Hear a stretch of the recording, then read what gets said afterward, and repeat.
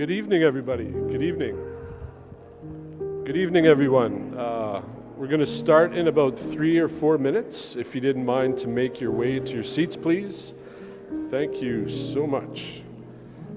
You can still talk a little bit. We've got 2 or 3 minutes. Yeah.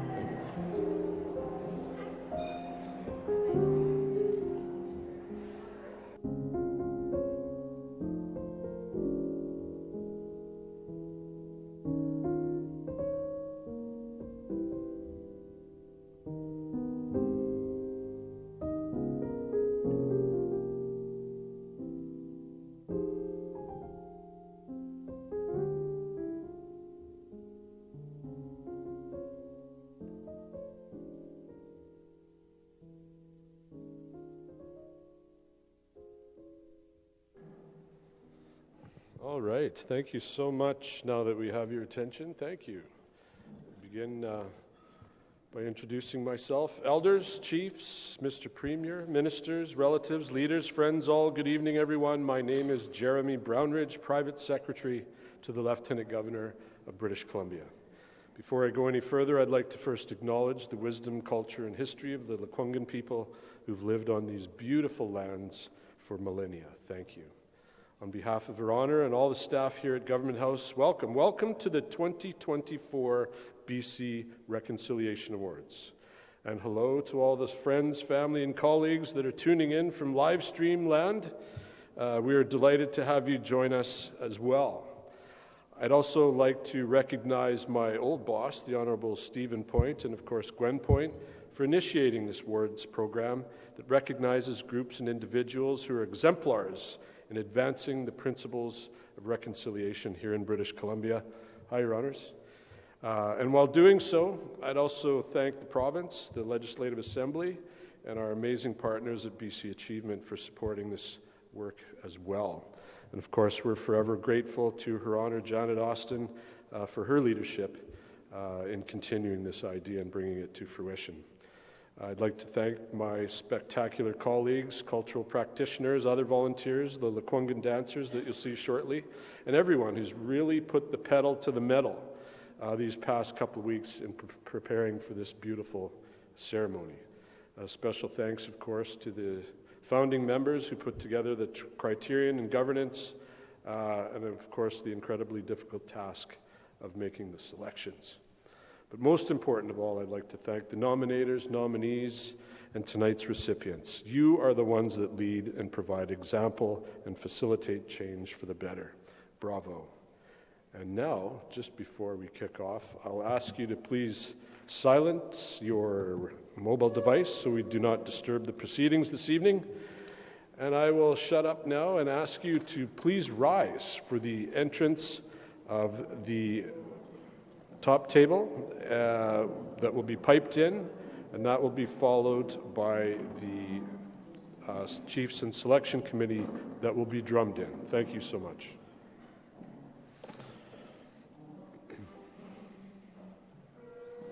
There it is.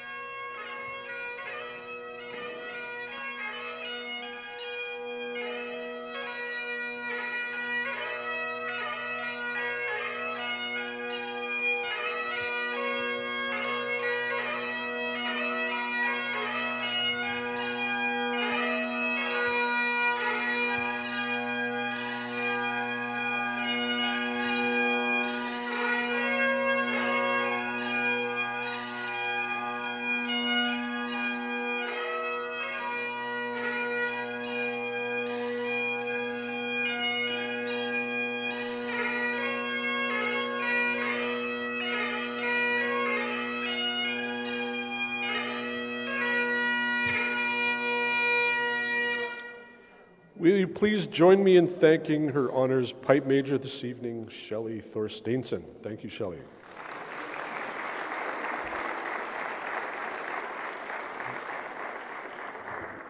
And we'll please ask that you remain standing.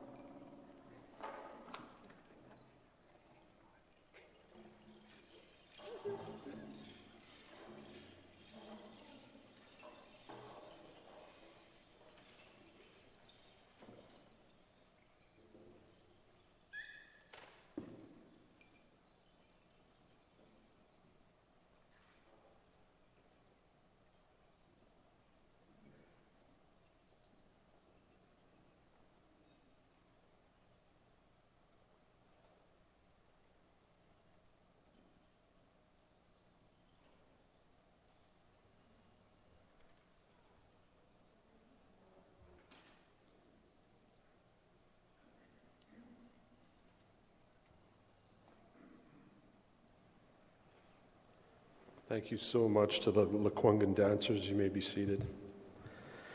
It's now my distinct privilege to invite the speaker this evening, Mr. Patrick Kelly, also affectionately known to me by me as Bro. Patrick, very honored and privileged to call upon you to take it from here. Thank you so much.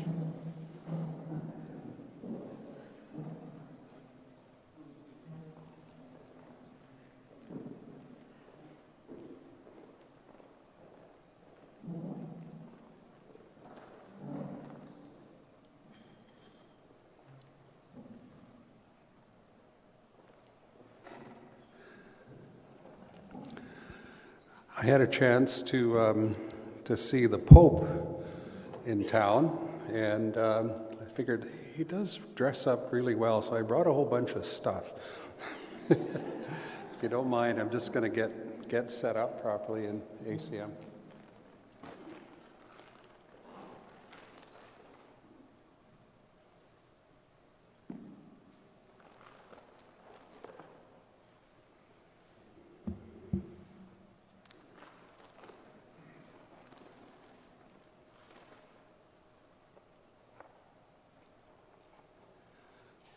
What I'm doing is putting out things that have been given to me by elders and leaders, and they're supposed to be brought out when there's a time of honoring and celebration.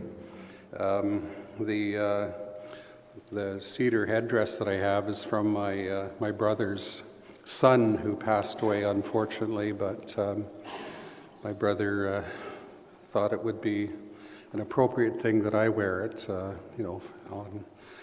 the part of my nephew. So that's what that is. And this feather that I have was given to me by Chief Ken Cameron of the Saulteaux Nation when he was the chief. And so it's a symbol, and I'll talk about it briefly. And this beautiful case was made for me by my good friend Carrie Newman, and it's again just a beautiful thing to carry this precious feather in. So Qwelmínte.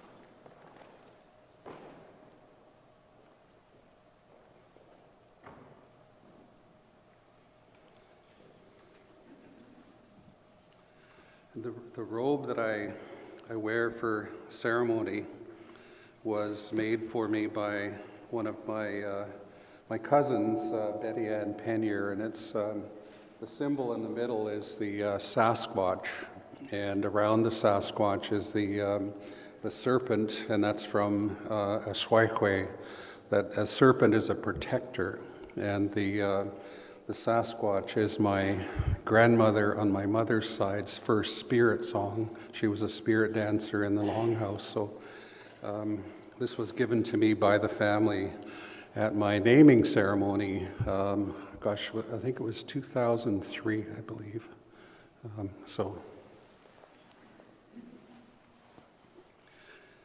I was instructed by the leaders and elders who guided me in that process that, again, it's another thing to wear when you honor others and show appropriate respect to other people. So I just wanted to explain a little bit of that as I was getting ready here.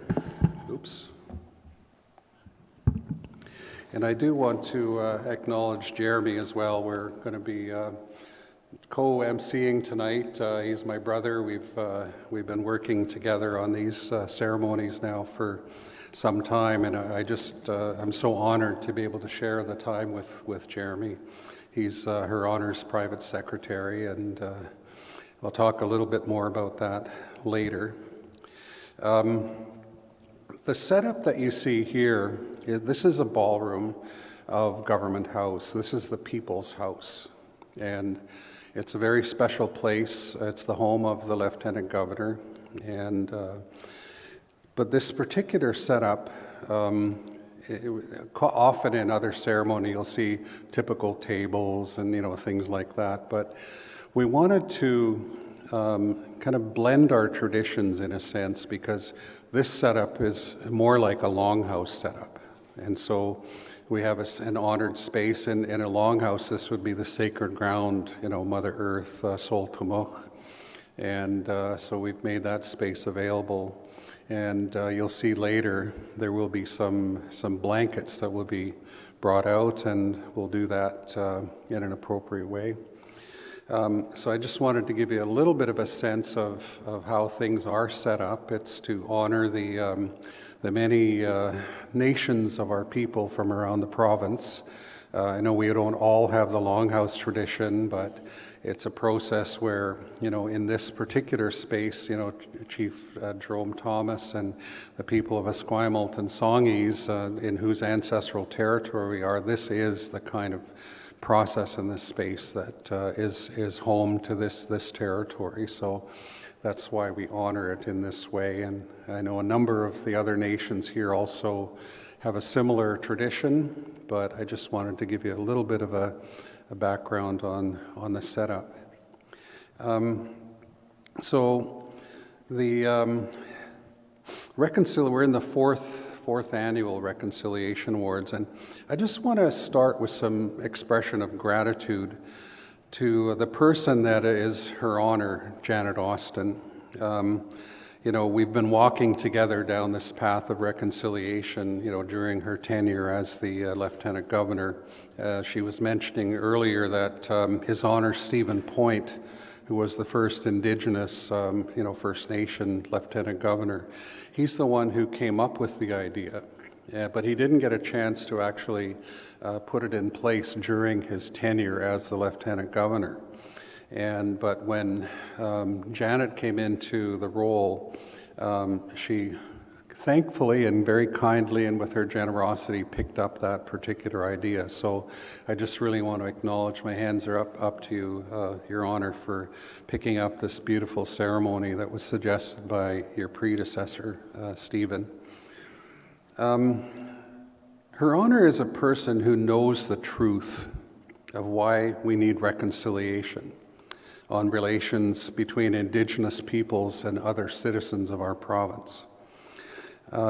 Your Honor, you know and understand the truth of the colonial laws, the policies, and the actions that took place for about 150 years from the mid-1800s, and some of the things are even taking place even still today. A brief look back. The first Lieutenant Governor in 1871 of the new province of British Columbia was Sir Joseph Trutch. On the 1st of June 1870, when he was the land commissioner of the colony, he oversaw the passing of a colonial land ordinance, a law that enabled British male subjects to preempt 160 to 320 acres of Crown lands. The law stated as well, though, provided that such right of preemption shall not extend to any of the Aborigines of this continent. This and other laws and policies resulted in 0.36% of British Columbia's landmass being reserve lands. And it's interesting, if you look at the legal title for reserve lands, they're actually vested in the Crown. The federal government actually technically owns reserve lands. And so, not surprisingly, Joseph Trutch, due to his actions, is not the favorite person of Indigenous peoples in this province.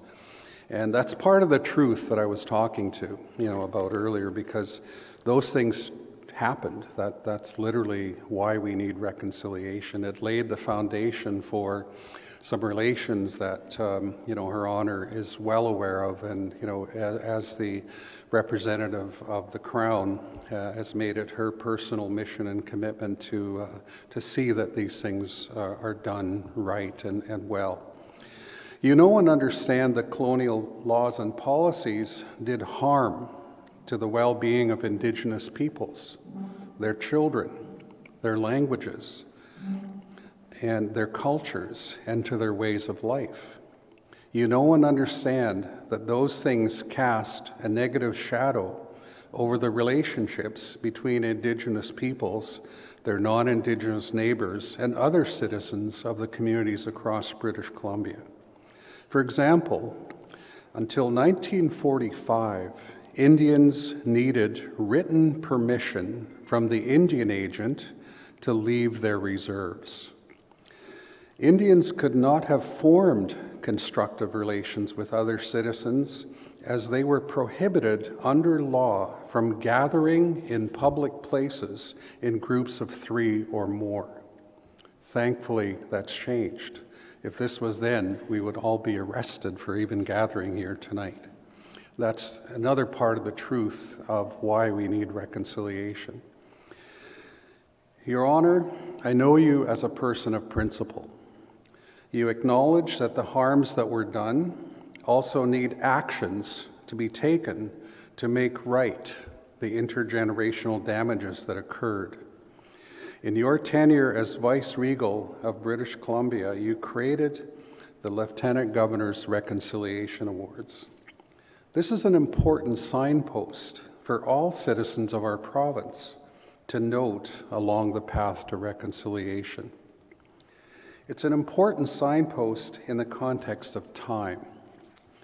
532 years ago, in 1493, Pope Alexander VI issued a papal bull authorizing the kings and queens of Spain and Portugal to colonize the New World. This divine right extended as well to the British Crown.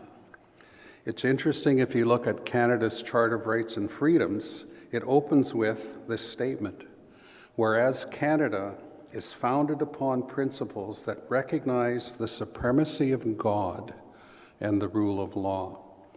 The reason that's there is it goes right back to that papal bull of 1493. It's anchored in the history of the laws of the church. The Pope's edict was based on an assumption that the New World was unoccupied and free for the taking. This, despite that Indigenous peoples had been in these territories for 10, 15,000 years. It would have been hard to miss us.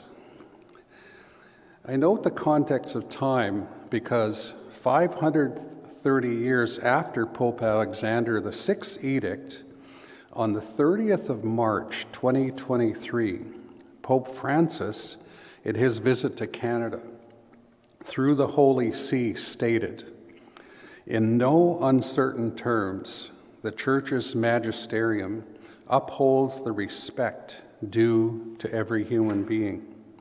The Catholic Church, therefore, repudiates those concepts that fail to recognize the inherent human rights of Indigenous peoples, including what has become known as the legal and political doctrine of discovery." So that is a truth that occurred just recently, and it's anchored on the thing that happened in the 1400s.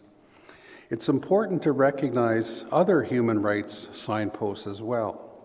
In November 2019, the government of British Columbia enacted the Declaration on the Rights of Indigenous Peoples Act to bring domestic authority in the province to the 2007 United Nations Declaration on the Rights of Indigenous Peoples. It's an international human rights instrument. We cannot take such measures for granted. The recent provincial election included a party that said that if they were elected, they would repeal DRIPA, a law that recognizes the human rights of the Indigenous peoples of British Columbia. I'd like, please, to have all of the Reconciliation Award jury members please come up to the front as well.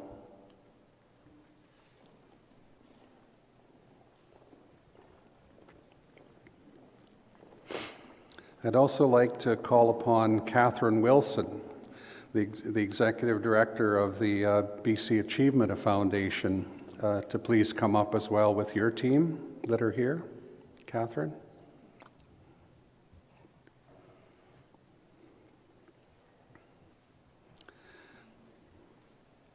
And Jeremy is here already up front, and I'd like to also call upon the other members of the Government House team to also please come up to the front if you're in the room, those of you. I know some of them are in the back. There's beautiful things going on in the back as well, which we will enjoy shortly. Your Honor, as a principled leader, you recognize and reward the positive and constructive actions that citizens from across our communities are working alongside with Indigenous peoples take together to build and sustain good relationships. As we have seen in the 4 years of your Reconciliation Awards, people in all our communities are rising to the occasion to build positive relationships and to create the kind of communities we all want. Colonial processes interfered with the good things that good people can do together. Your decision to enact the Reconciliation Awards is a positive act of social justice, and it's aimed at building and upholding the fabric of British Columbia society in a country that strives for peace, order, and good government. Your Honor, you have also done so many other things to honor the good things that British Columbians have and are doing. One other example that you've supported is that for the past 3 years, you have been the patron of the BC Indigenous Golf Championship. And I'm an avid golfer. I know some of you in the room are as well. You'll be happy to know, Your Honor, that in 2024, the male category winner of the 2023 and 24 BC Indigenous Golf Championship also won the BC Amateur Championship. He's the top British Columbia golfer in the province. And he was also named by Golf Canada as a member of Team Canada. Austin Cron is the first British Columbia Indigenous member of Team Canada. Christina Proto won both the Canadian Women's Amateur and the BC Indigenous Championship in the same year. And so, Your Honor, some of the incredible support that you've given to the young people that are, doing these amazing things, in this case, for the sport of golf, are actually reaping rewards already. BC won in 2023 and 24 the BC versus Ontario Challenge Match Play Tournament held at Bear Mountain, the golf course nearby. Those matches saw the top 16 players, men and women, from each province, their provincial championships held going head-to-head in Ryder Cup match play. And we've won 2 years in a row. And they're not Ontario's not happy, we're happy. And so they're challenging us in Ontario next year. And I've had the good fortune of playing with some amazing people. I'm the team captain for Team British Columbia. And so, Your Honor, thank you for the great service that you've provided to us all. You've carried the role of Lieutenant Governor with grace, inspiring leadership, and your welcoming and generous spirit to all that you meet. Your Honor, it is with great gratitude that I call you my friend and have done so for more than 30 years. May you and His Honor Ashley, and of course Mr. McDuff, enjoy well what you choose to do in your future. So, Your Honor, all of us here, you can see the leadership that you've inspired in all of these people who do great work for British Columbians through the direction and the support that you've given them as the Lieutenant Governor. So our hands are up to you, Your Honor.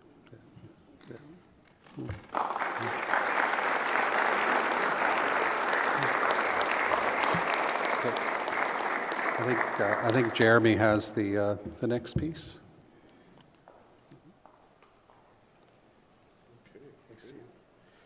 Thank you so much. Now we'd like to please call Gina and Angela from Songhees, assisted by Lucy, Maeve, Isla, maybe a couple others, to help lay the blankets in preparation for the recipients who will come in shortly. Thank you.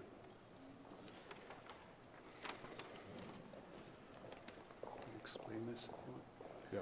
So what's going to happen now is that in our longhouse ceremonies on Mother Earth, the sacred ground, we will lay blankets for each of the award recipients to stand on. And that's a sacred space.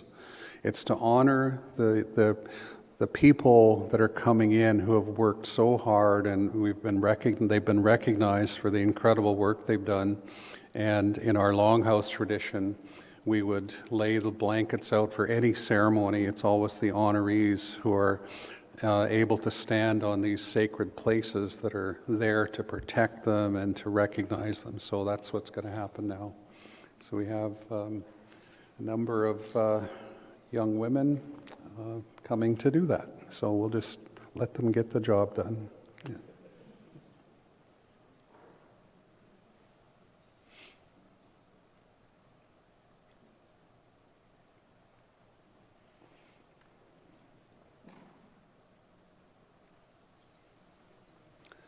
While they're doing that, too, I just would like to acknowledge Michelle Sam, who has been here in the past with us for a couple of years from the Songhees Nation, and unfortunately she has gone on to join her ancestors in the spirit world, and in July of this year, so she would here otherwise be helping us with this beautiful process. So my hands are up to the family and the Songhees Nation for one of your beautiful members who is no longer with us, ASAM. Yeah.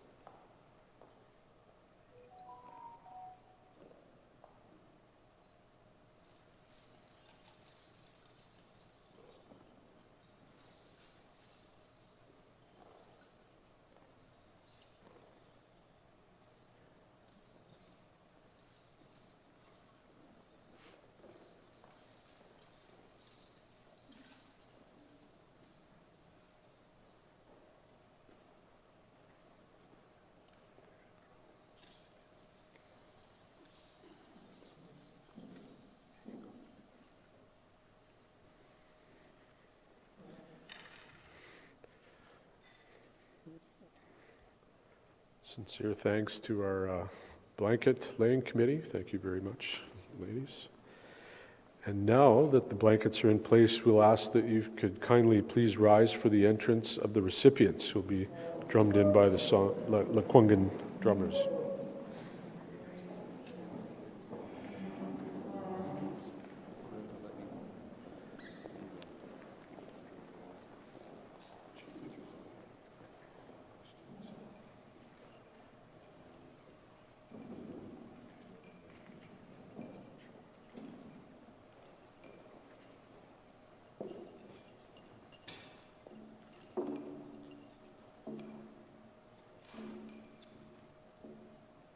Good evening, everybody. First, I wanted to thank everybody for having us here again tonight. It's always an honor coming in here, representing as best we can, sharing a little bit of our culture with everybody. We're going to be bringing in the delegates with our girl song. It's a song that honors the women.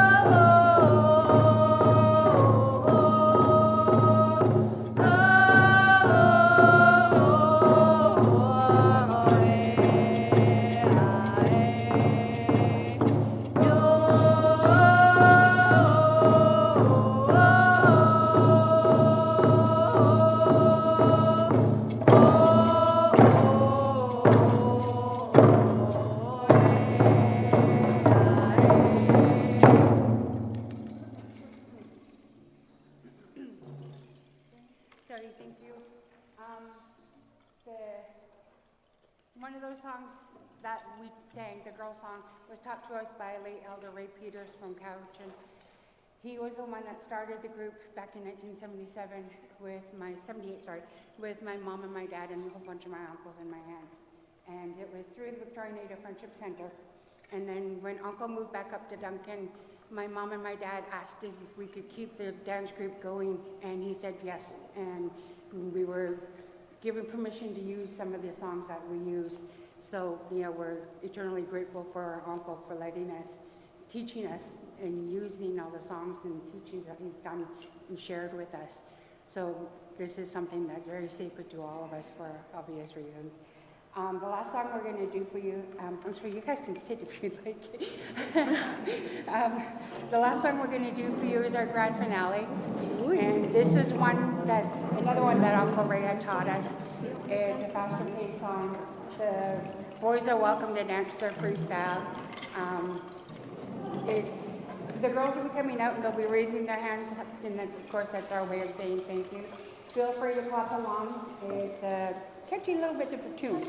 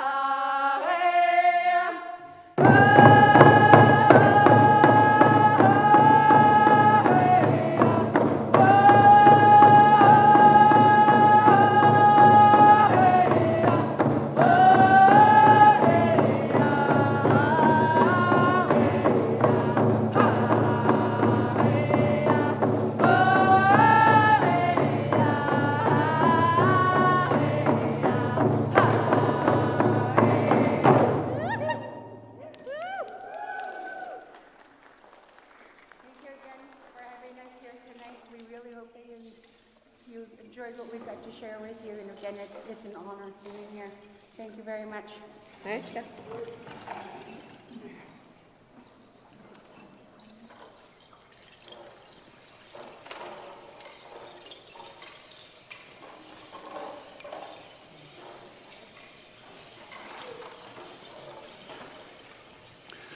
Thank you to the Lekwungen drummers, singers, and dancers for coming and share this beautiful opening with us. So, I'd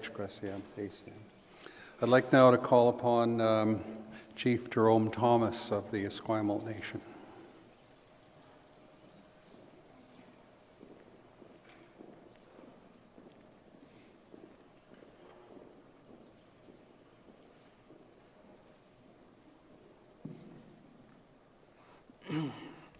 Good evening, everyone. Start by introducing myself. My traditional name, I'm Sisnuk. It's a generational name that was passed down to me from my father and then from his father forward. I'm here today to welcome everyone to our traditional territories on the behalf of the Esquimalt and Songhees Nation. And I wanted to acknowledge that Her Honor will be missed. It was very nice to meet you and finally get to know you, and you'll be very missed. Haichka, everyone. Thank you for the invitation.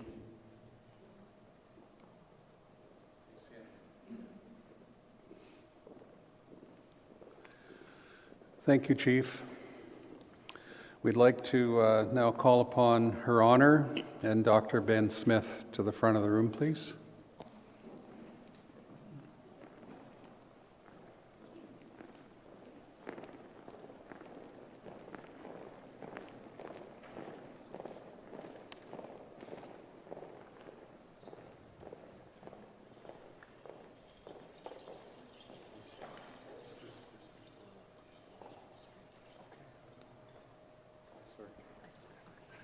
Sorry, we also have Christine. Christine Sam, please. Yeah, my mistake. I apologize. Wow, ladies. I'm sorry. But thank you again, Haichka, Siam. Really raise my hands to each and every one of you for gathering in a good way. I can't express how important it is to gather in the best way possible. And in this room, you can feel the best energy. You can feel everybody's excitement. And more importantly, you can feel everybody's hard work and dedication. And I really, really, really, really would like to thank the organizers for making today happen, and all the staff that could put together this really wonderful time for each and every one of us to share. So I really humbly welcome each and every one of you to our Lekwungen territory, and it really humbles my heart to see generations of our people to connect and share our true beliefs and who we are as Lekwungen people. And it's really beautiful to see how our First Nations people have become, worked really hard for an education. It's not just for our pure self, it's for our community, our future leadership, our children.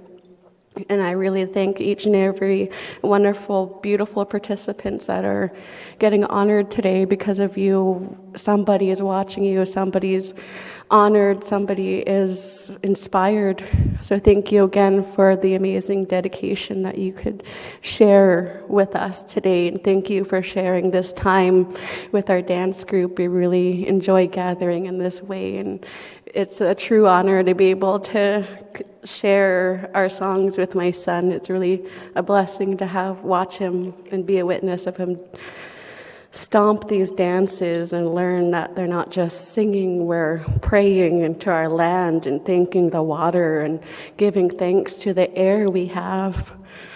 So Haichka again for creating this moment for us and having us back again. So thank you so much to the organizers, and we really appreciate when we are asked to come back each and every time. So on behalf of our Lekwungen people, Haichka again for having us here, and congratulations to all the beautiful ones on the blankets today. Haichka again. He looks in Qwelmínte. Hela is, I'm happy you're here.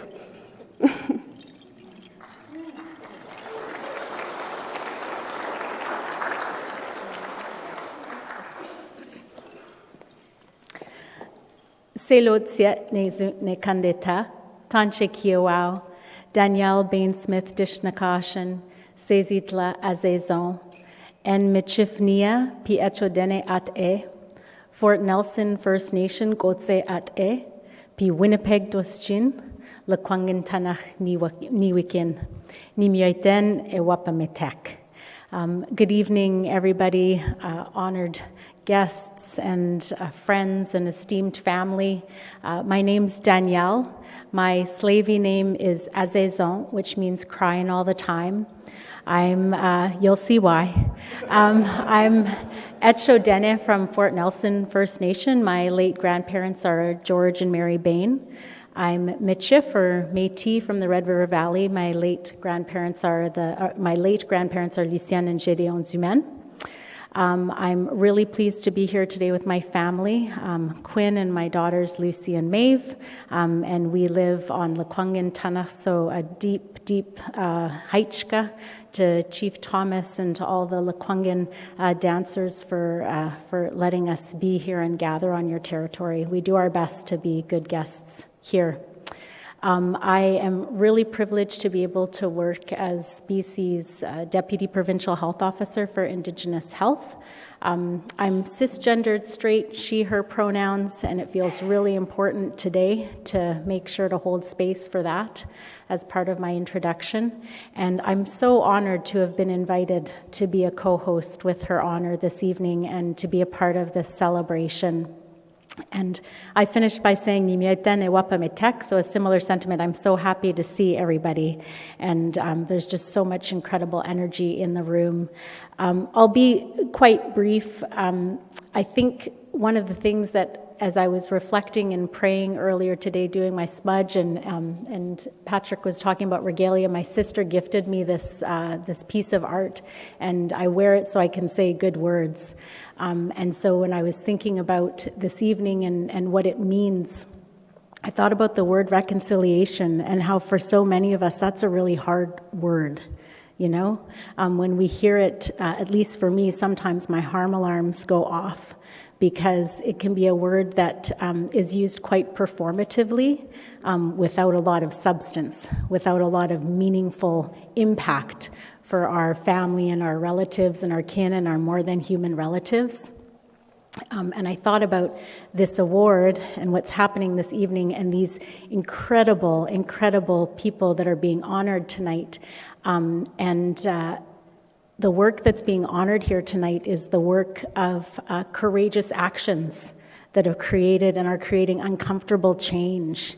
And it's the work of unlearning and undoing the systemic white supremacy and Indigenous-specific racism that Patrick shared with us where that started and how it's still so embedded in our day-to-day lives. So really tonight's about honoring the work that's happening today and being led by these incredible people to really make some of those pragmatic changes. So I feel really good about using the word reconciliation today because I know it's all about action and everything that's happening. And I couldn't come up here and not raise my hands and in such deep gratitude to the other members of the jury selection committee, Brendan and Christopher and Brenda and Cookby Casimir, who couldn't join us this evening, and our advisors, Patrick and Judith. It was really hard work. Wow. When I got invited, I thought, oh, that sounds great. And then this summer, I thought, what did I sign up for? Because we had stacks to go through and just such incredible work. But what an honor to be able to have done that work with all of you. So thank you so much for the rich conversations that we had.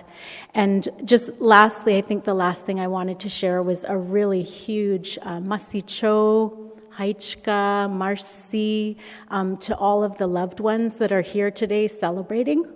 See, I told you guys, I thought I was going to do it.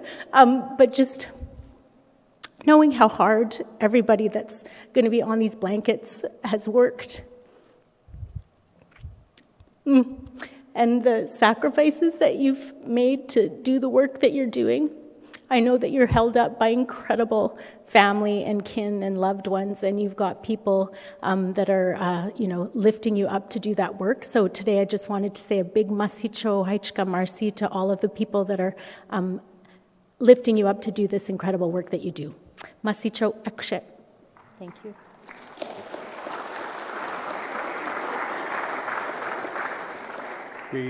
Just before Her Honor speaks, I just want to acknowledge an amazing thing that I saw. I mean, have you noticed her shoes? I mean, she's rocking them, right? And we were talking earlier, and she was saying that normally she'd wear like some buckskin moccasins, and I said, those aren't buckskin moccasins. Anyway, I just want to acknowledge that. But before Her Honor speaks, we do have some blankets that we would like to honor the Lekwungen dancers and drummers with, so we could do that.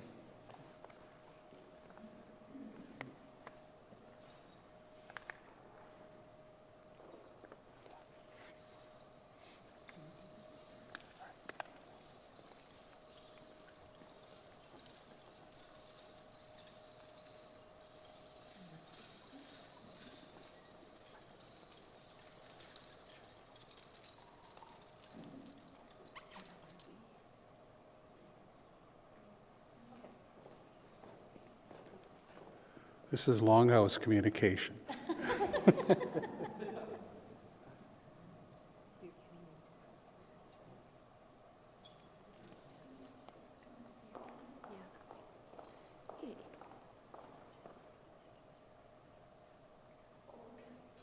Great, okay.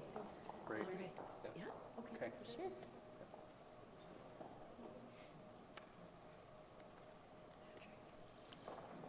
I'm not sure, just looking at the group, who's I think so, yeah. Just to each of the honorees, yeah. To each of the honorees.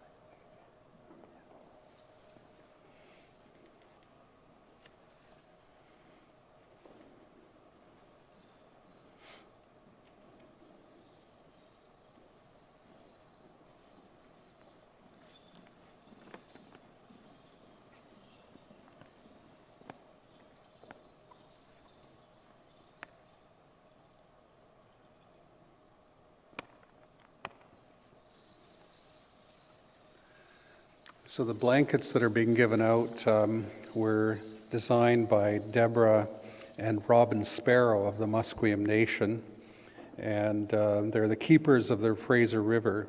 And as canoes glided over the river, paddles dug deep and lifted, leaving behind ripples that turned into waves, inspiring this blanket called River Ripples. So that's the beautiful blankets that you've got. So, ACM.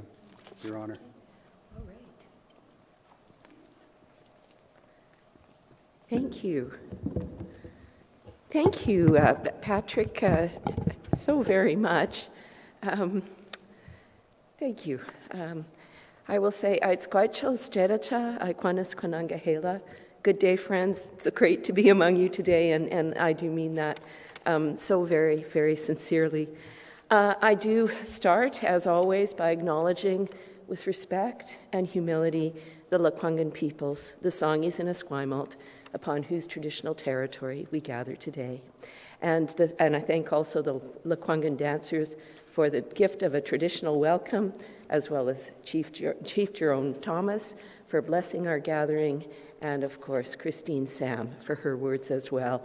And Chief Thomas, I have to say it's been an absolute delight getting to know you over the past few years as well, and I wish you all the very best in the years ahead.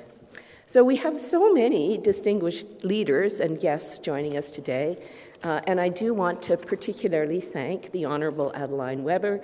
She is my vice-regal colleague, Territorial Commissioner for Yukon, as well as His Honor, Bill Weber. Thank you so much, Adeline, for making it here today. It's wonderful to be able to spend a little bit of time with you.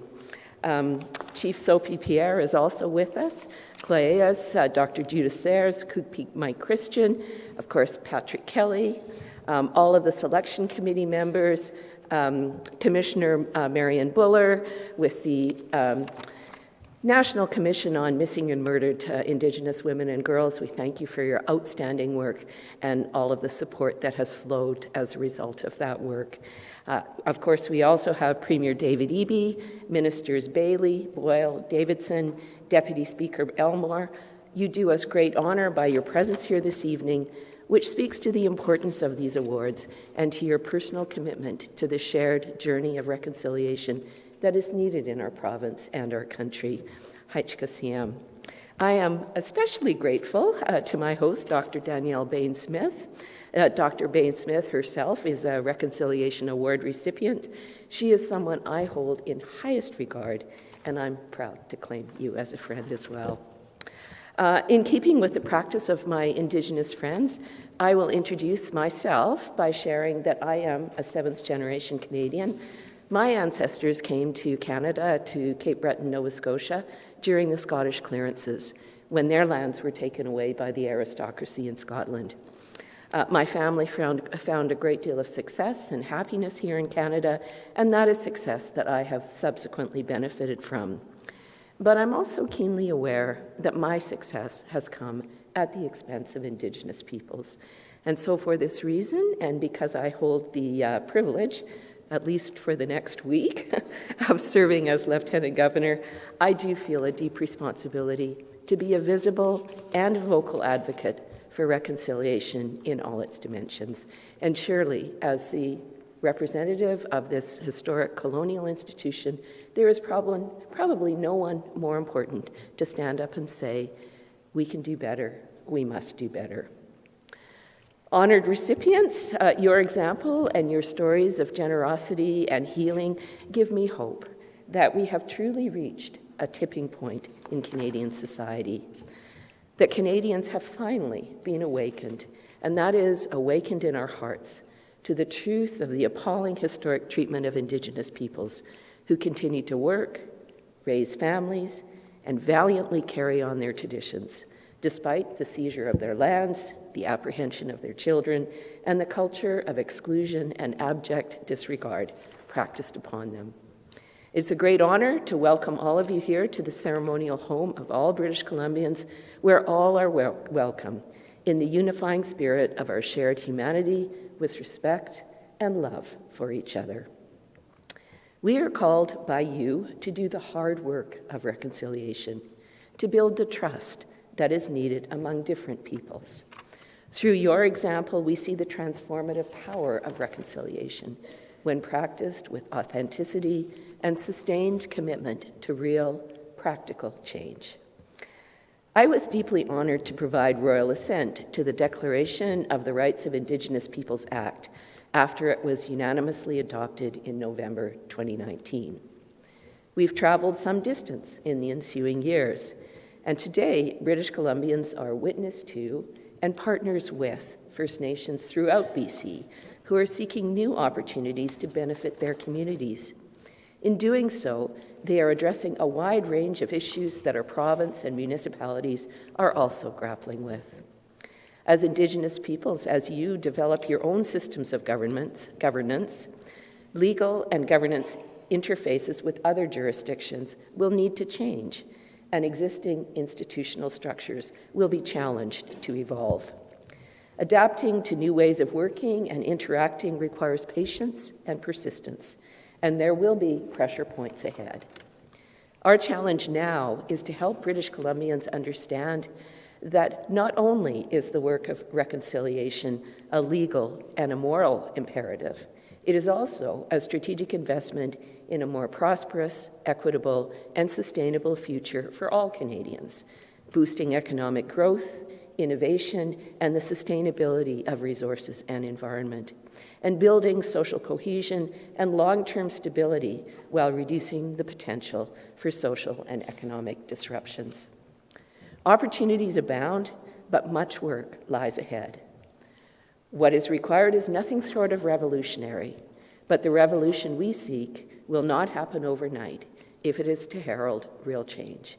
It will require reforms in policy, processes, and governance, new investments in social and physical infrastructure, and a sustained long-term commitment. It must be anchored in honest and respectful relationships among all of us, across cultures and social barriers, in communities, and among different people. To the recipients, I say thank you, most wholeheartedly, for showing us the way. You're an inspiration to all British Columbians, and certainly you are an inspiration to me. I close with my thanks to all who have contributed to this process and this evening. And although he is unable to be here, I must reference His Honor Stephen Point, the 28th Lieutenant Governor of British Columbia, whose vision this was. To Tasotsan Patrick Kelly, I thank you, Patrick, for your ongoing guidance and presiding over our ceremony tonight. Patrick has given me a lot of credit, but much of it is misplaced. And you've also, I think, given me credit for knowledge of the Indigenous history, post-colonial Indigenous history here in British Columbia. But I will say that the extent to which I know that history is because of my 30-year friendship with Patrick. To our steering committee and selection committee members who shaped the framework, process, and criteria for these awards, I say thank you. And to our partner organization, the BC Achievement Foundation, with Chair Walter Pela, Executive Director Catherine Wilson, and members of board and staff. We could not have a better community partner, and I thank you most wholeheartedly for all your support. To all the local nation representatives for your guidance and support with protocol this evening, and to all of you who are gathered here this evening for helping to build that better world we all envision and desire. Ananuhilak Nishkwelakwans Adische. I feel very proud of the work that is done all together. Enjoy the evening. Haichkasiyam. Thank you all so much, friends.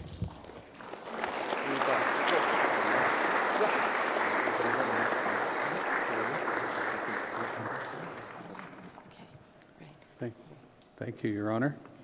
Amazing as always.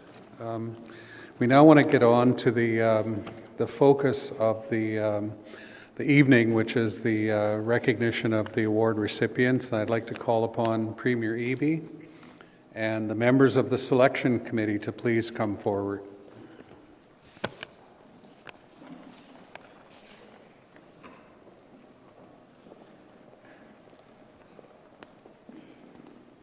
I'm now going to turn it over to my dear brother. Okay, now we will recognize the individuals and organizations starting. This is a real honor for me to acknowledge Phyllis Webstad. A Northern Secwépemc author and activist, Phyllis Webstad is the leading voice in raising awareness of the painful legacy of Indian residential schools. A member of the Secwépemc First Nation, Phyllis, a founding member of the Orange Shirt Society, is dedicated to educating the public about the trauma of these institutions and honoring survivors. Her activism began in 2013 when she shared her personal story, inspiring the creation of Orange Shirt Day and the National Day for Truth and Reconciliation. Through her books, film, Phyllis continues to advocate for reconciliation, healing, and remembrance.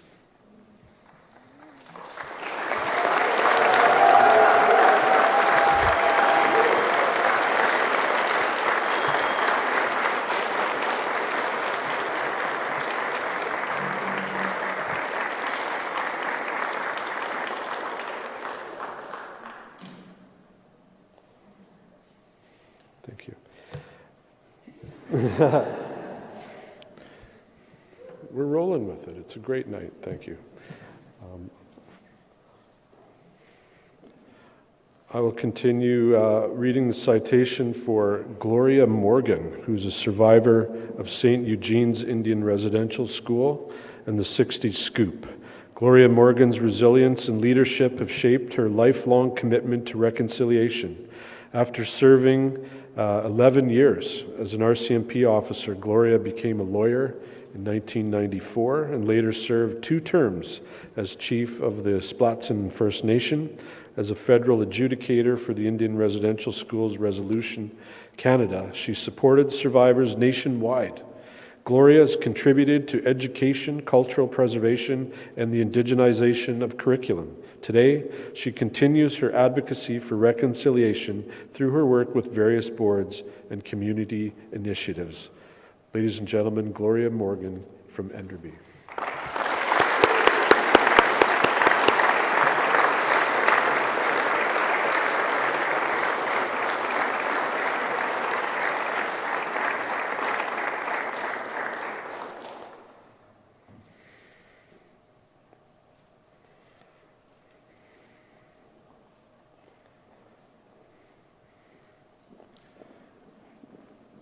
Next, I'm honored to read the citation for Ḳ'awaas Lucy Bell, PhD of Old Massett. Ooh. Like the Haida watchmen who stand tall atop their poles, Lucy Bell Ḳ'awaas has vigilantly worked to protect her culture, advocate for reconciliation, and promote repatriation and anti-racism. With nearly 30 years of dedicated service, she helped return over 500 ancestral remains to Haida Gwaii and was instrumental in establishing the Haida Repatriation Committee. As the first head of Indigenous collections and repatriation at the Royal BC Museum, she championed systemic change, authored key documents, and courageously confronted racism. Lucy's ongoing commitment to justice is the heritage sector is truly transformative. Ladies and gentlemen, Ḳ'awaas Lucy Bell of Old Massett.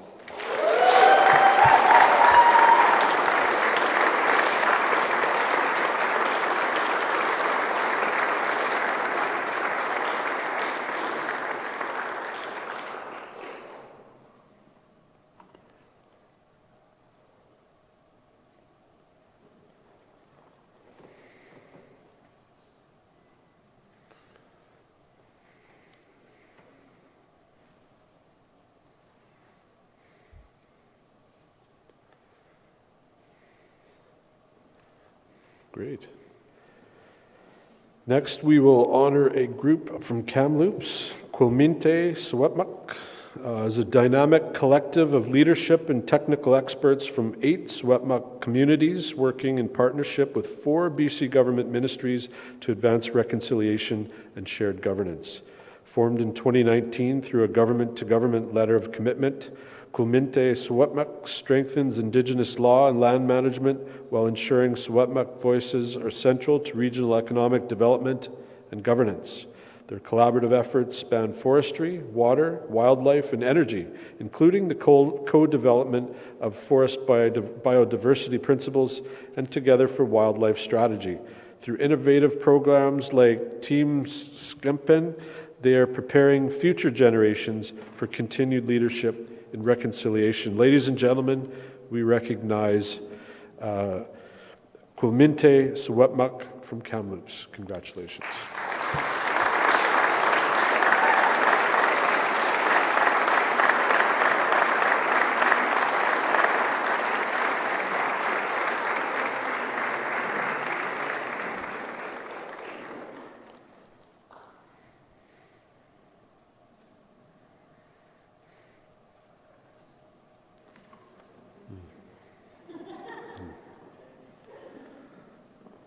Delighted to recognize another group, this time from Port Alberni. Usma Nuu-chah-nulth Family and Child Services is an Indigenous child and family services agency under the Nuu-chah-nulth Tribal Council. Usma, meaning precious one, embodies the agency's commitment to safeguarding the well-being and cultural identity of Nuu-chah-nulth children. Central to their work is the Hahupa program, which is led by Elder Geraldine Edgar Tom, which blends traditional teachings with modern education to support healing and resilience. Usma's initiatives, such as the Chaputs program and From Residential Schools to Reconciliation course, foster cultural understanding and reconciliation while reconnecting children with their heritage and community. Ladies and gentlemen, we recognize the Usma Nuu-chah-nulth Family and Child Services. Congratulations.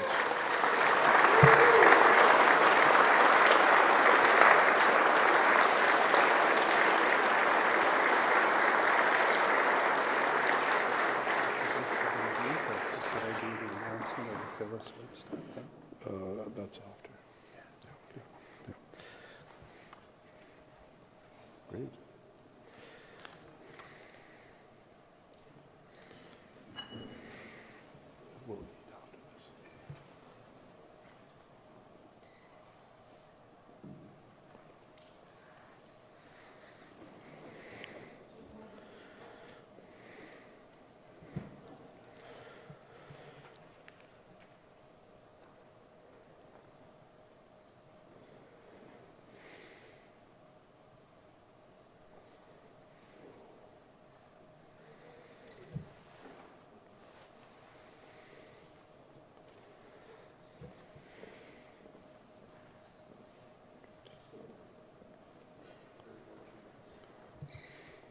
Great, congratulations. And that's awesome. Next up, we are going to recognize retired Corporal Chris Gosselin of West Kelowna.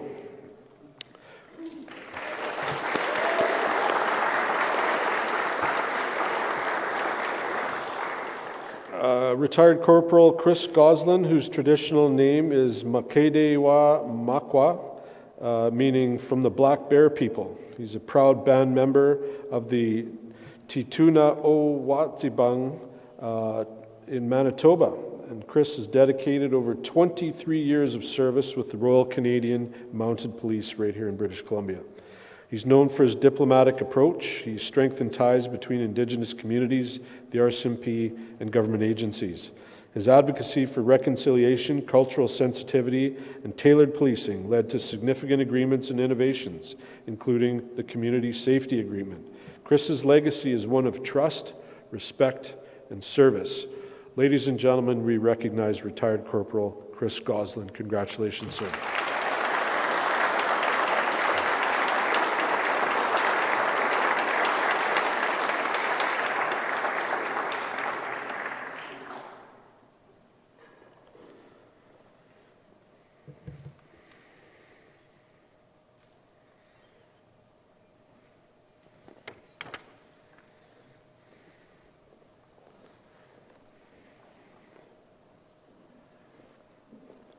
How about one more round of applause for today's recipients?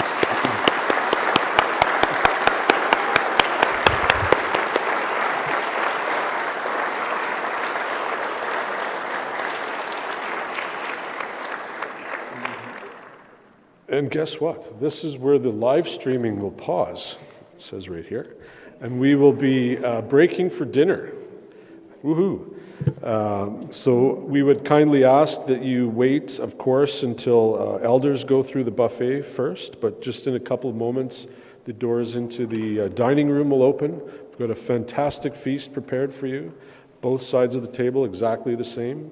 I was going to say wait till you're called, but I think we can wing it. There's not too many of us here today, but respecting, of course, the elders and today's recipients, please enjoy the meal, and we will be back shortly. Thank you so much.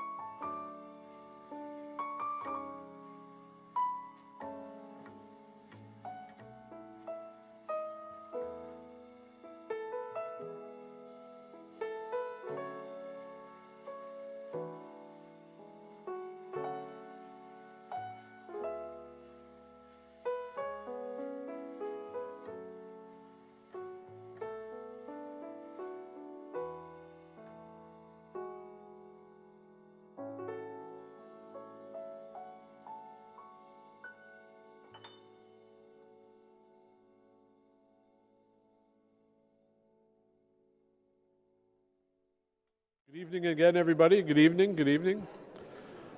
Did you enjoy your meal? How about a round? Thanks to Executive Chef Alex Cornett and the team. Thank you. I'll now turn the proceedings back over to my brother Patrick. Thanks, bro. I'd like to call upon Premier Eby, if we could, please, David, if you could come up, and he's going to make a special introduction for us. So.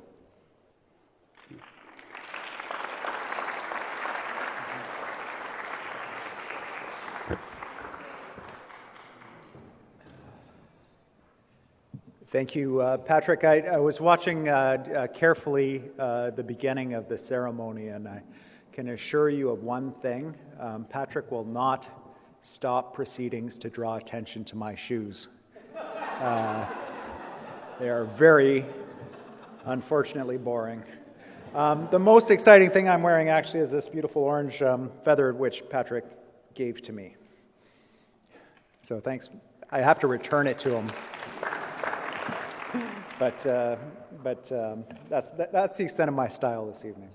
I'm really glad to be here. To be asked to do a 2-hour keynote speech is just such an honor.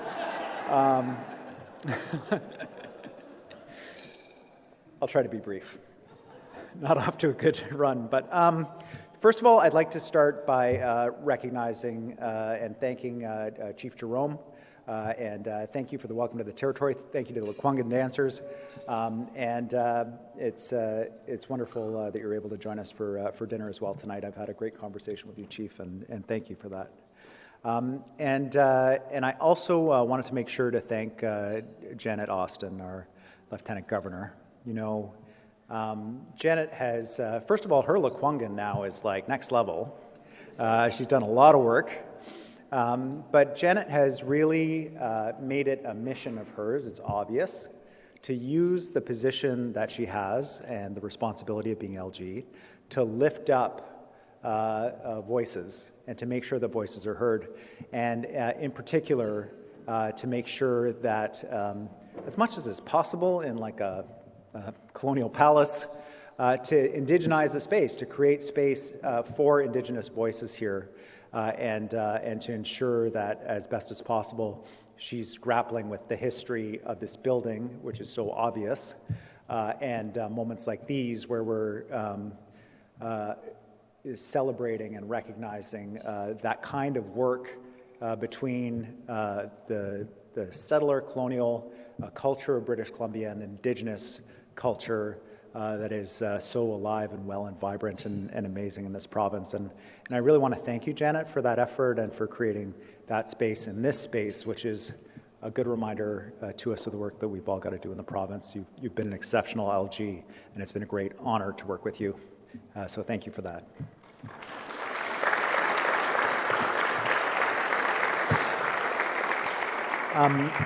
The award winners tonight, your work is incredible. It is inspirational. It comes from a place of pure love and commitment to Indigenous culture and to engaging with the province as a whole as we find it. And this is a hard time, you know. And it's a weird time, right? I think we can all acknowledge that. It's a time when you can have, and we had a very, and I won't dwell on it because this is not a partisan event, but we had a number of really unfortunate, openly racist incidents during the election. And yet at the same time, we elected 4 Indigenous MLAs to the Legislative Assembly, all women, and from 2 different parties.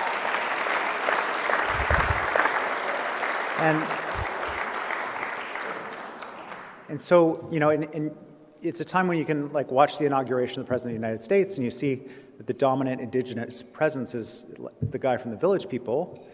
And at the same time, the heart of American culture, Hollywood, the Oscars, nominated a sugarcane documentary from Williams Lake First Nation. It's like,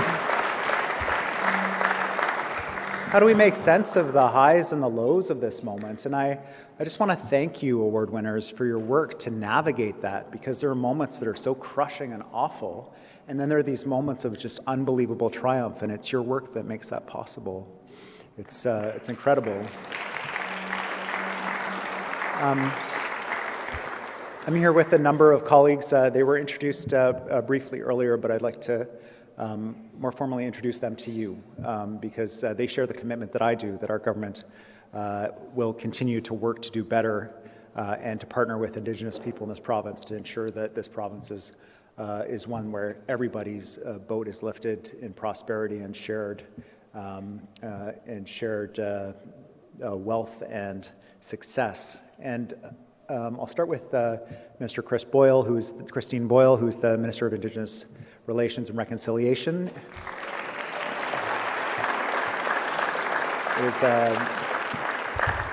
Our Minister of Finance is here, Brenda Bailey.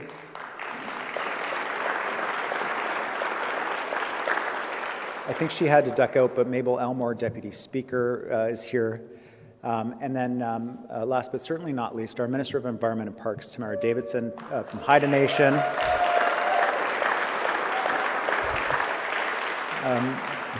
We're here because we recognize the work that you award winners and all of the nominees have done to improve our province, and we wanted to be here to recognize that. This ceremony comes at a time of a number of really important anniversaries. It's the 10-year anniversary of the Silcoteen decision of the Supreme Court of Canada. It's a massive decision that recognized, that said this, we're going to recognize rights and title over this area of British Columbia, something the court had never done before. It was a massive and a profoundly significant decision for the future of our province. And it was one that came after a generation-long court battle of the Silcoteen First Nation. It's the 20-year anniversary of the Haida court decision that laid the groundwork for Silcoteen and resulted in the federal and provincial government recently recognizing title on Haida Gwaii together, something that was long overdue, but still a massive triumph for the Haida people. And it's the 10-year anniversary of the closing of the Truth and Reconciliation Commission. And the enormous amount of work and the legacy that commission left for us. I think that all of these things, they remind us of how far we've come, but also when you think about those victories and when you think about those anniversaries, man, how much work we have to do. So I want to thank you for award winners again, for bringing energy to me, to my colleagues, to everyone here tonight, and everyone who's watching on the live stream. Your work inspires us to do more, and it lifts us all up. So thank you for that. And it is my job, this may have seemed far more like a keynote than an introduction, so I will move on to the formal business that I've been asked to do, which is I've been asked to invite one of the award recipients to the stage. She has been briefly introduced to you already this evening. Phyllis Webstad, she's the founder, she's the ambassador of the Orange Shirt Society. My kids go to school on Orange Shirt Day, wearing orange to Norma Rose Point School, where named after a Musqueam elder.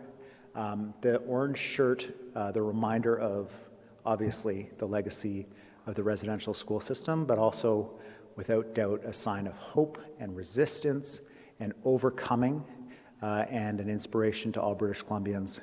It's remarkable work, and I'd like to invite Phyllis up to the stage, to the podium, to say a few words. Phyllis, thank you so much for amazing. I'm going to adjust this for you. Yes. Yeah. Whew. Before I start, how about a big round of applause for that meal? Wow. Woo! Yeah. That was beyond amazing. Wade Qwelmínte, Phyllis Webstad Rensquest, Stracham Chatlam Stakwan. Hello to everyone here tonight. I'm Phyllis Webstad. I'm from the Kennew Dog Creek First Nation. I am Secwépemc. In our nation, we have 17 bands, 12 in the south and 5 in the north. And in the south, they went to Kamloops, or the Kamloops Indian Residential School. And in the north, we went to the St. Joseph Indian Residential School, otherwise known as the Mission. I want to acknowledge the land that I'm on and the people of the Songhees Nation and the Qwelmínte Nation. Thank you for allowing me to be here today to receive this award. I want to take a moment to introduce the group that is with me, supporting me today. I get emotional. My son, Jeremy Boston, just put your hand up. He doesn't like people paying attention or being in the spotlight. I only have one child. I had him when I was in grade 8. I lived with my auntie at the time. And because of her, he knows me as his mother. And she raised us.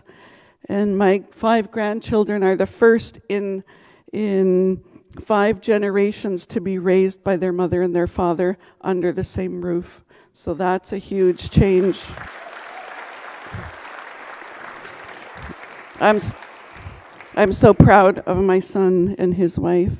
And also with me is my cousin Sarah. She travels with me. Her mother and my mother are sisters.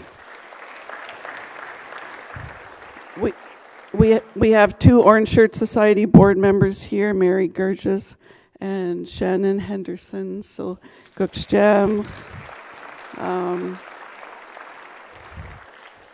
Orange Shirt Society is a non-profit. It was formed in 2015, but we've only had a full-time office since April of 2019. With me as well are our ambassadors,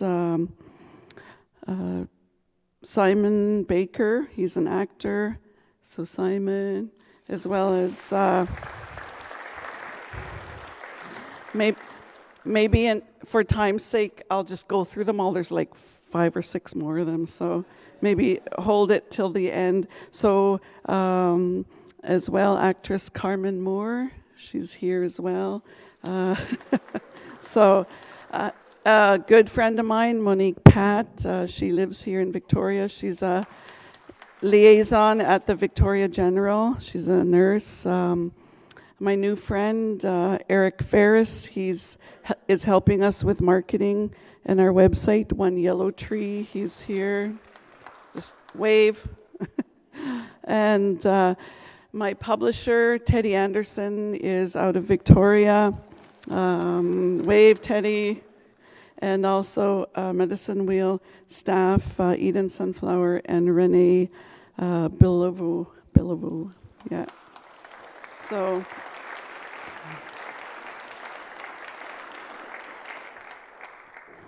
I'm 3rd generation Indian residential school survivor.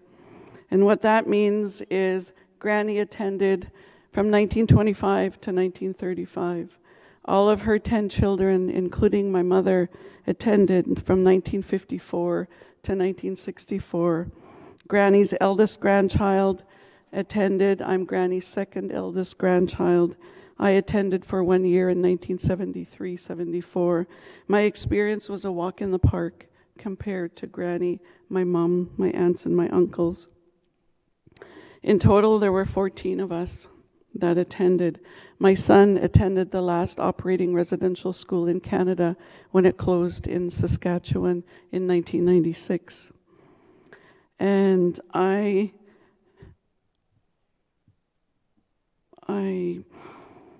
everyone came home in our family.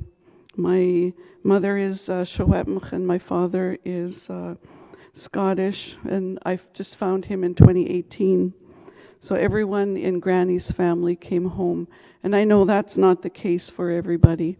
And I support those who have loved ones still at those so-called schools. I want to tell you why September, why the 30th, and about Every Child Matters. When we were talking about creating Orange Shirt Day in 2013, it was a response to Murray Sinclair's call to Canadians to keep the conversation happening after the TRC wrapped up. And as we know, the final report was in 2015. There's supposed to be an event of some sort in Ottawa this June to commemorate that. And so we chose September because that's the time of the year the children were taken from their homes and their families. And I overheard an elder say once that September was crying month. And I knew then that we had chosen the right month. She said it was crying month because we were crying at the residential school for our family, and our families at home were crying for us at the residential school.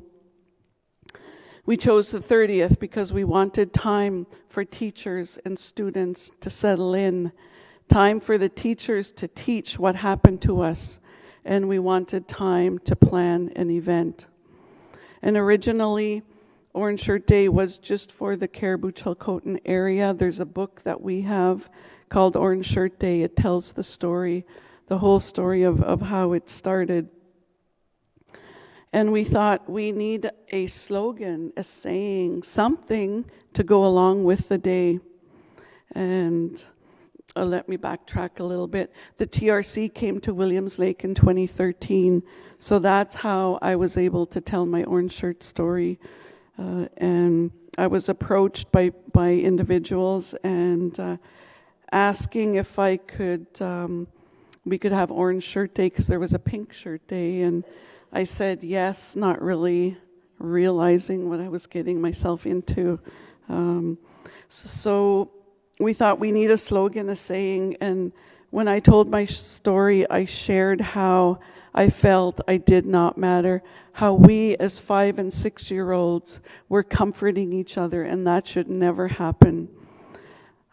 We could be hungry, tired, sick, lonely, afraid, and there wasn't anybody there to come and make it better. We had to cry ourselves to sleep. So I shared that I felt I did not matter. And we talked about it more.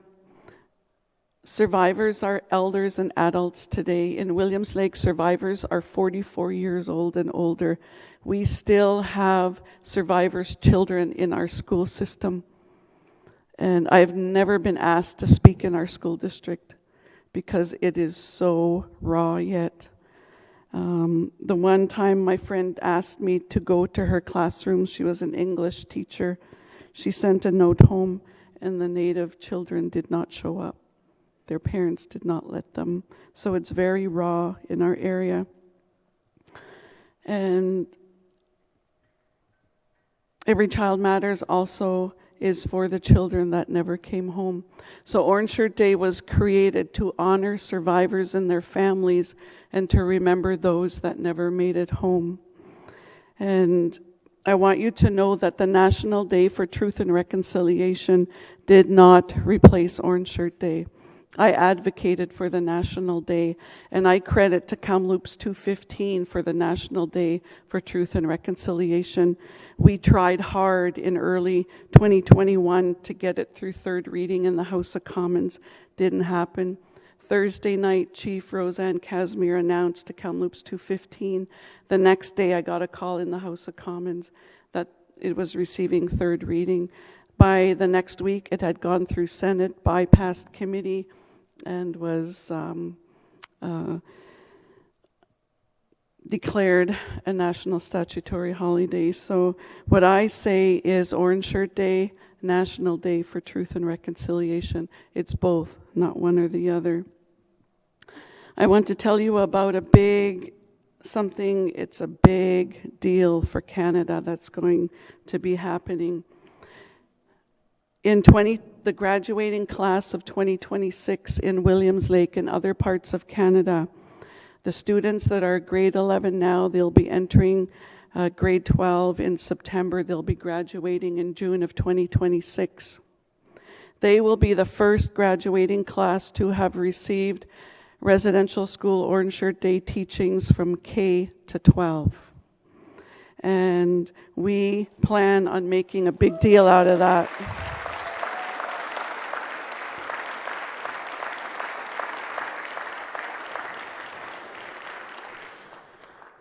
We will be having an event in Vancouver. I'm not sure where. We're talking about BC Place or different places, to have a day to let Canada know that this is happening. I'm 57 years old. Some people my age never learned about residential school in school. Some have doctorates and managed to not have one course about the history of residential school. So things are going to change. They're coming out of the school with empathy and knowing what happened to us. And when I talk to survivors, I tell them, our world is in good hands. These kids care, and they're going to make sure it doesn't happen again. Because when the TRC, or the estimated number is 150,000 children, and we know that that's more than that. When the TRC started, there was an estimated 80,000 survivors left. And in 2023, the National Center estimated that that's now half, 40,000, and it's declining every single day. So when I talk to students, I tell them, in your lifetime, there may be no survivors left. And I tell them that you can't jump right to reconciliation. We're still here. We still have a story to tell. Truth comes before reconciliation, and the truth is not yet fully told. My grandfather came from sugarcane. It's one of the bands of the Williams Lake First Nation, and I'm so honored that Sugarcane, the documentary, is telling the truths, and it's been nominated for an Oscar that was mentioned earlier, and it's on Disney Plus. It's really hard to watch, but it tells the truth. Ever since Orange Shirt Day started, it's like it's been divinely guided. And there's actually a spiritual side to this that I don't have time to tell today, but it will be in the book that I'm writing with my publisher right now about. It started in the sweat house in 1994 when my daddy talked to me on the Kamloops site. And so that'll be in my book, and some may have heard it. I told the story at SFU a couple of years ago, but it's been divinely guided. There's no other explanation for this to happen. And somebody said to me tonight, "You look young." And it's like, yeah, I'm 57. But I think that's why, part of the reason why I was chosen, because I often wondered, like, why was I chosen to do this? Because it's, some days I don't want to do it anymore. And what I told her was, I think that's part of the why I was chosen, because I still have the energy, maybe for another 20 years to keep telling the truth and keep Orange Shirt Day. It's not all about me. It's a door opener, a conversation starter for others to tell their stories. And the intergenerational survivors have a story to tell as well. And so it's a day to keep the conversation happening. And receiving this BC Reconciliation Award is another example of it being divinely guided. So I thank everybody. I thank the ancestors and the children that never came home. And when I get the goosebumps and I get the chills, I know that they're here with me, and that just happened. So, Qwelmínte, thank you.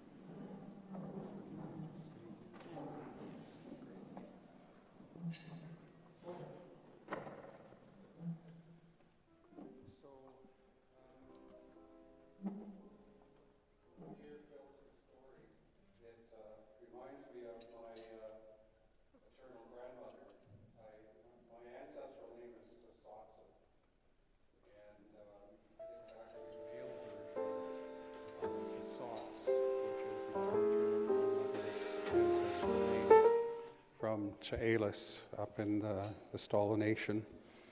And I grew up with her a lot in my life, and I recall many years, when she was 6 years old as well, much along the lines of your story.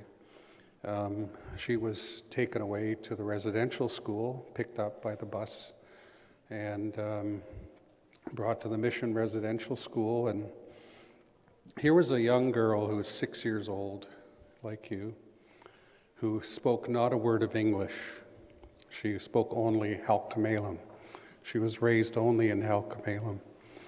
And when she got to the school, of course, they show her where her dormitory is and where the bathroom is and where the kitchen is and where the mess is and stuff like that.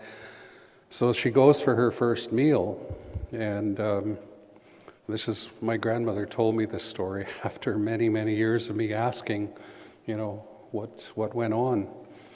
And she said when she sat down for her first meal, she ate the food, but she was still hungry. And she puts her hand up, say, "I'm still hungry." A nun comes up to her and twists her ear. So here's a 6-year-old little girl. And she says, "I guess that was no." And then she goes upstairs to her dormitory, and she's getting ready for bed, and she didn't remember where the washroom or the bathroom was, and she needed to go to the bathroom. So she puts her hand up again and says, I'd like to go to the bathroom. In Ḥ'awaas, that's the only language she knows. And another nun comes up to her and yanks her hair. And, it was another one of the students who said, "Oh, it's, you go here, down the stairs, and over there." And so, your story is just so resonant with so many of us, even though I didn't attend residential school personally, but it courses through me every day because it's real. The truth is real. And the healing is also real and that's the beauty of all of the work that you're all doing. I mentioned that earlier tonight. And the work that you're all doing is such an uplifting effort that you're all making to hold up not only us from the Indigenous communities, but for all British Columbians. And I just really want to acknowledge Phyllis for the amazing tenacity that she's put in.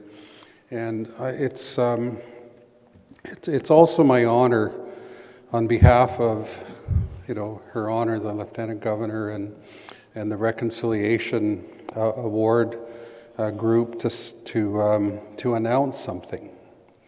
And what I'm going to announce, as you've seen witness this evening, one of the most courageous, one of the most principled and loving person that you'll ever meet in Phyllis.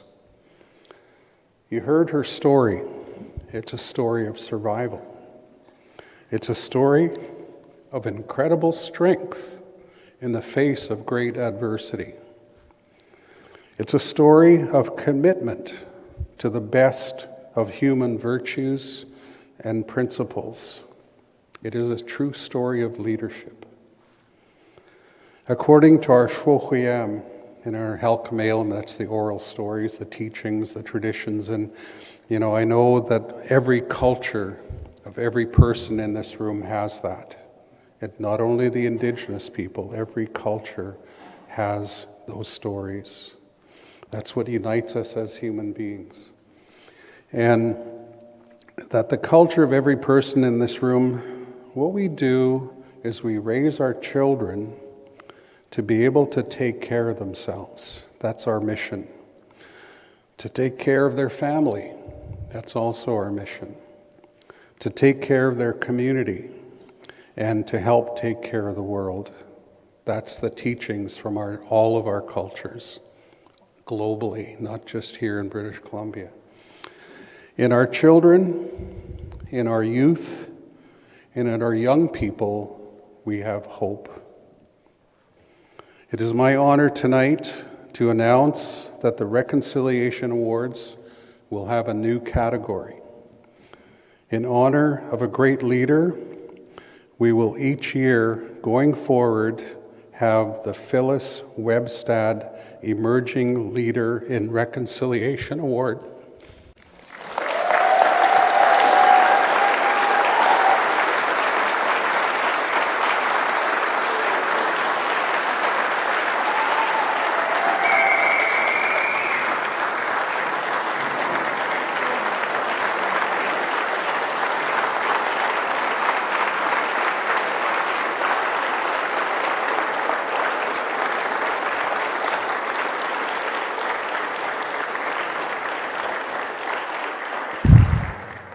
The selection committee, working with Phyllis, and with Her Honor, the new Lieutenant Governor coming in, Wendy Kochia, the BC Achievement Foundation, Catherine and her team, and youth representatives are going to determine what that criteria is, and I can absolutely guarantee you truth will be part of that.